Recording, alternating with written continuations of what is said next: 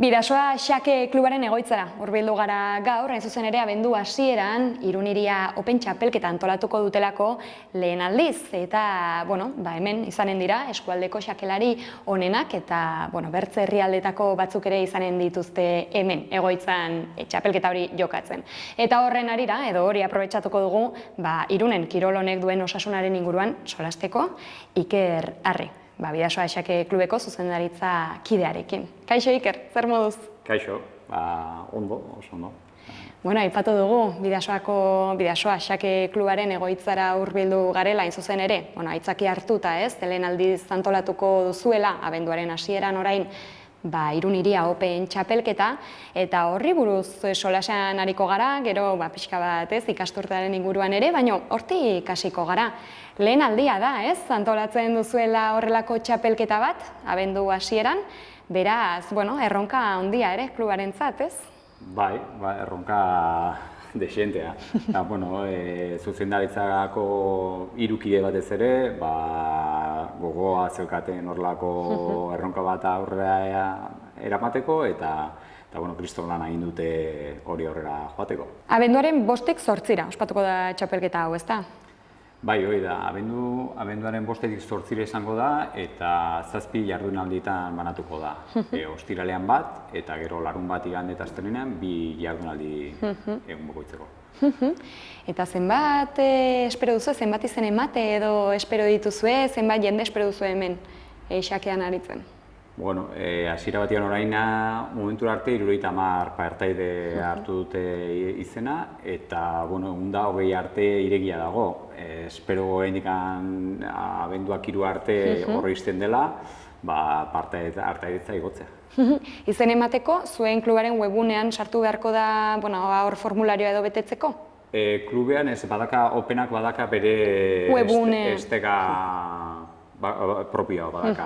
Gure webunetikan ere sartu daiteke Openaren webunera, baina hasiera batean badaka bere webune. Eta aipatu dugu, pentsatzen dut eskualdeko xakelariak arituko direla, zuen eskolakoak ere, baina pentsatzen dut bertze herrialdetatik eta zertxo bat aipatu diazu lehenago, etorriko direla. Hasiera batean momentu honetan 7 herrialde ezberdinetako partaidetza dakagu, eta gero 13 erkidego autonomiko desberdinetik etortzen dira. Eta adin guztietako txapelketa da, edo mailaka banatuko da? Hor hasiera batean irekita dago lizentzia behar dute jokatzeko bakarkan. Lizentzia izatea, eta lizentzia izan da edozein jokatu dezake, edozein adinekoa. Gero parekatzeak eta nola eginen dituzu, aipatu dituzu jardunaldiak, errondak, nola antolatzen da Xake txapelketa bat? Hori txapelketa mota hori sistema suizo batekin egiten dira enparejatu. Azkenean puntuen arabera normalean gero ordenagailua berak parekatzen ditu bata bestearekin jokatzeko. Ados, orduan, pixkat mailaren arabera izan daiteke edo... Hasieran ez, baina gero bukaeran normalean gelditzen direla, 5 puntu dakana 5 punturekin jolasten du, 2 puntu dituna 2 punturekin, azkenean gutxi gorara parekatxu izaten da azkeneko jardunaldiak. Ados, zenbat irauten du Xake partida batek? Kasu honetan erritmoa txapelketa honetan ordu batekoa da jokalari bakoitza dakana, gehi 30 segundoko giketa egiten zaio jokalari bakoitzari jokaldi bakoitzean. Ados. Baina, lusatu daitezke 3 ordu terdi txapelketa honetan hori biliko dira, segurazki. Ederki. Eta, aipatu dugu, lehen aldia dela, baina dagoeneko aurreikuspen txiki bat ere baduzuela, izen emateak irekiak daudelako, eta ikusi duzuelako gutxi beti ze motatako, zeintzuk etorriko diren, ze xakelari etorriko diren ona, ez? Nola aurreikusten duzu izanen dela, lehiatu izanen da, zer espero duzu? Goiko partetik etortzea dizkigu 11 pertsonak titula dakatenak. Eta hori izan nahi du, goiko partetik jende oso indartsua datorrela.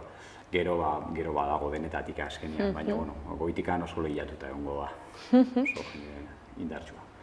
Horrek ere emanen dio pixka bat kirol honi, ez?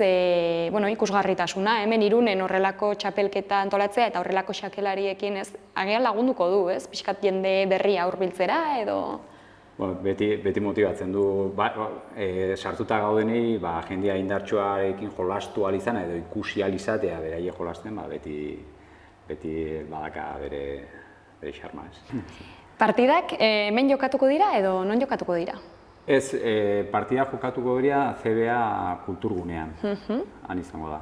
Gainera, Irun erdialdean orduan, ez? Bai, Irun erdian izango da. Erran dugun bezala, ez? Azkenean horrek, Irungo erdigunean egoteak eta horrelako azkenean kirol gutxitu bat da, ez? Eta jende gutxi edo, xakelari gutxi daude eskualdean, edo, ez da hain ezaguna, ez? Horrelako kirola praktikatzea. Beraz, pesatzen dut horrelako txapelketak, Irun erdigunera ekartzea, berezia izanen da zuentzat eta garrantzitsua, ez? Azkenean jartzen gaitu pixka bat, jendea pixka bat ikusteko eta hori, ematen dugu publizitate txiki bat ez azkenean, eta, aparte, openaz apartea, ondoan ere bai gauzak antolatu behar ditugu ere bai. Eta hori bai egongo da jendea ere bai ikusteko prestatzen ditugun beste gauzak, ondo egongo da. Ederki, gainera data bereziak dira ere, hor erdi zubi, ez? Azkenean, espero da, uste dut jendea gehiago gotea, orduan ez. Gabonak egertu ere bai. Hori da. Ederki, agian horrek ere animatuko ditu, bertze irundarrak edo eskualdekoak, ez, xakea probatzera, ikustera eta zuekin batzera. Hortaz aritu nahi nuen ere, ez, pixka bat ikusi Irunen zenbat xakelari dituzuen klub honetan, edo ikasturtean nola joan den. Uste dut 2018an hasi zinetela, ez? 2019an, barkatu. 2019an hasi zenutela bidea, eta geroztik 6 urte pasatu dira. Nola joan da bilakaera edo, nola ikusi duzu? Seiatik ona, desberdintasuna ondu da, batez bazkideekin, ikasleekin eta gero eta gehiago izan ditugu, baina orain momentuetan ikustu dut nahiko mantentzen garela hor, kopuru nahiko honetan. Azkenean orain 90 ikasle ditugu eskola adinekoak, gero baditugu 23 heldu, ere hiru taldetan banatuta, eta gero bazkidea 40 uste ditugu gaur momentu honetan. Kopuru horrelako ez, hasiera batean irudikatzen dugu xakea, ez, kirol gutxitu bat bezala, uste dut ez, bai. Uste dut nahiko ondo da, hola. Gipuzkoa mailan uste dut nahiko ondo gaudela momentu, eta kopuruari begira. Eta nola antolatzen dituzue, pensatzen dut klaseak antolatuko dituzuela, adinaren edo mailaren arabera, astean zehar? 15 talde ditugu, eskola adinekoak 15 talde ditugu, klaseak ematen, astean zehar, nahiko oso banatua daude. Normalean, ez adinaren arabera, baina bai pixka bat nivelaren arabera izaten da gehiago, banaketa. Eta gero, ikasturtean zehar ere, ezakit bertze txapelketetan parte hartzen duzuen, edo nola antolatzen duzuen hori, ez? Azkenean bertze kirol batzuek badute ia finkatua, ez, egutegi bat, ezakitzuen kasuan nola izaten den, edo... Hemen badago guk antolatzen dugu, abenduan antolatzen dugu txapelketa bat, umeentzako, 100 partaide egoten dira hor, eta betetzen da. Gero beste txapelketa bat antolatzen dugu Piri aldean, 140 partaideekin, Urantzu frontoian, eta oso ondo, oso beteta egoten dare bai. Eta hortaz aparte gero liga jokatzen dugu, aurtengo urtean 4 ekipo atera ditugu hor, aurten ez dakitzen bat izango ditugu, baina hor izango gara 4 edo 5 ekipo, suposatzen dut. Eta hor izaten dira 3 hilabete, liga urtarrien hasten da eta martxoan bukatu. Eta gero urtean zehar, daude txapelketa ezberdinak, orain jokatzen ari da absolutoa, 2. mailakoa eta 3. maila banakakoa. Eta hor klubeko azkeneko jende asko jokatzen ari da. Eta hortaz aparte, gero udaran egoten dira txapelketa asko herriko jaietan eta horlako, eta bai hortikan egoten gara jolasten txapelketa gehienetan saiatzen gara. Ederki, zuek, hemen ikusten ditugu ez, mailak eta materiala ez, zuek ere jartzen duzu, ez dakit gero bakoitzak nahi baldin badu etxean ere eduki dezake ez, praktikatzeko edo. Gainera, lehen aipatu dugu, pandemia garaian eta online bidezko ez, jokoa ere, pixkat sustatu zela edo gehiago ikusi zela ez, alabeharrez. Nola antolatzen duzu hori? Hemen duzu materiala, ona etortzen dira, hemengoarekin praktikatzen dute?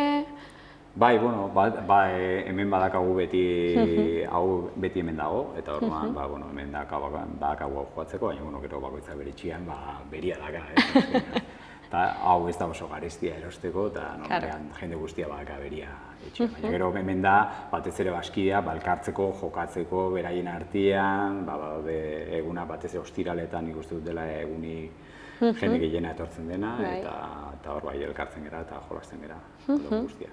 Ederki, egia da, xakea aipatzen dugunean ez, batzuei kirol bezala klasifikatzea ez, zaila egiten zaiela, ohituta gaudelako bertze mota batetako jarduerari edo ez, kirol deitzea edo ez. Hau fisikoa, hasiera baten ez du ematen ez, denik, baina zer erranen zenuke kirol bezala klasifikatzeko, zer du xakeak, zer lantzen da xakean edo, zer egiten da? Ariketa aerobiko bezala, nik ez nuke ikusiko, ez? Baina, egia da, zuk galdetzen badiozu edo zein txapelketa bat jokatu duna eta zer desgaste dakarren xakean jolastea eta izugarria izaten da. Ni berez ere gai, 4 rondatik aurrera, ja ez naiz pertsona.